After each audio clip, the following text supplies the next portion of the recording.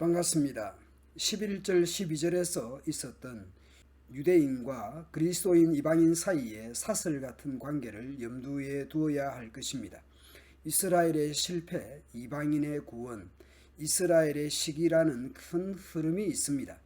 오늘 본문에서도 이방인의 구원과 이스라엘의 미래라는 주제로 말씀합니다.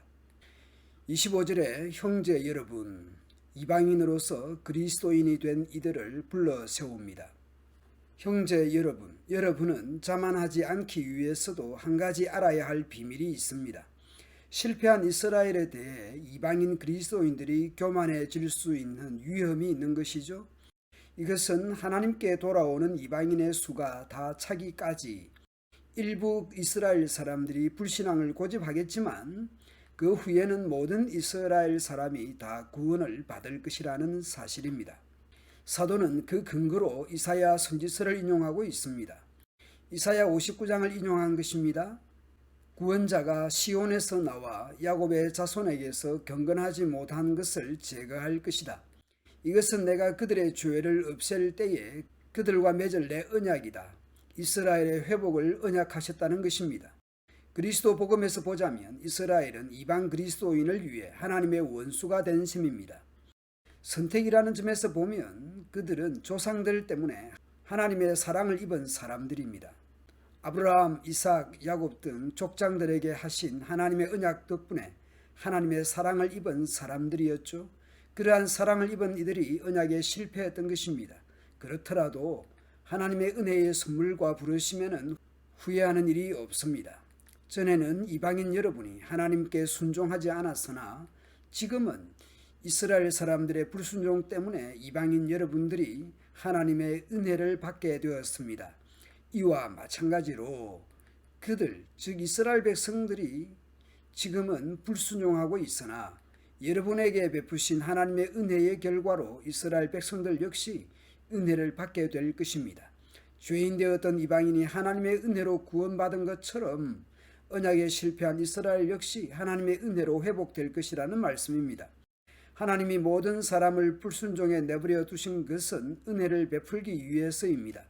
죄인 되었던 이방인도 언약에 실패한 이스라엘도 은혜로 구원받고 회복되는 것입니다. 하나님의 지혜와 지식의 부요함과 그 깊이가 끝이 없습니다. 그분의 판단은 헤아릴 수 없으며 그분의 길은 추적할 수가 없습니다. 누가 주의 마음을 알았으며 누가 그분의 상담자가 되었습니까?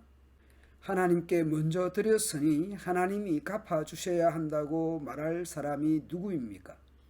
누가 감히 하나님과 거래를 하거나 하나님께 이래라 저래라 할 수 있겠습니까? 만물이 다 그분에 의해서 창조되었고 그분을 통해서 생동하며 그분을 위해서 존재합니다. 모든 출발과 원인과 유지와 섭리가 다 하나님 주권 아래에 있습니다. 그러므로 하나님을 믿는 자는 하나님을 감사하며 찬송할 뿐입니다. 하나님께 길이 영원히 영광을 돌립시다. 아멘. 전에 하나님의 사랑을 받았던 이스라엘이 은혜를 입지 못하고 대신 불순종하던 이방인들이 하나님의 은혜를 입게 된 셈입니다. 마찬가지로 완악하거나 불순종하는 이스라엘 역시 하나님의 은혜를 입게 될 것이라는 말씀입니다. 하나님께서는 은혜 베풀 자에게 은혜를 베푸시는 분입니다. 그 기준과 원칙을 우리가 다 알 수가 없습니다. 그러므로 은혜로 구원받은 자로서 겸손하게 하나님을 찬송할 뿐입니다. 그리고 누가 택함을 받았는지 알 수가 없습니다. 택함받은 자들이 누구인지 알 수 없으니 손 놓고 있으라는 의미가 아닙니다. 택함 여부는 하나님의 판단이고 하나님의 주권입니다. 우리는 때를 얻든지 못 얻든지 이웃들에게 전도하고 구원받게 되기를 기도해야 합니다.